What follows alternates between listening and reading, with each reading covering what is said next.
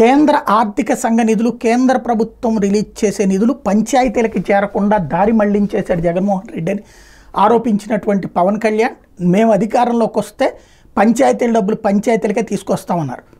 15వ ఆర్థిక సంఘ నిధులు పరిస్థితి ఏంటి? ఇప్పటికే దారి మళ్లించిన చర్యలు ప్రారంభమైనాయి అంటే ఇప్పుడు ఆ 15వ ఆర్థిక సంఘ నిధులకు సంబంధించి పయ్యావుల కేసు ఇవాళ ఆర్థిక మంత్రిగా బాధ్యతలు స్వీకరించిన తర్వాత కీలకమైనటువంటి ఉత్తర్వులు ఇచ్చారు.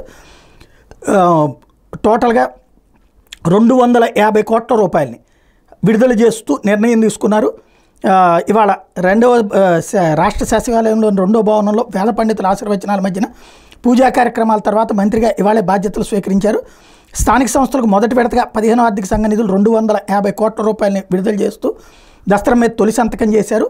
ముఖ్యమంత్రి చంద్రబాబు నాయుడు ఎన్నికల్లో ఇచ్చిన హామీ మేరకు వివిధ గ్రామ పంచాయతీలకు మొదటి విడతగా 15వ ఆర్థిక సంఘ నిధులను విడుదల చేయడం జరిగిందని చెప్పుకొచ్చారు. అంటే పవన్ కళ్యాణ్ అడిగింది, చంద్రబాబు నాయుడు హామీ ఇచ్చింది కూడా అది ఇవాళ ఆచరణలో పెట్టారు.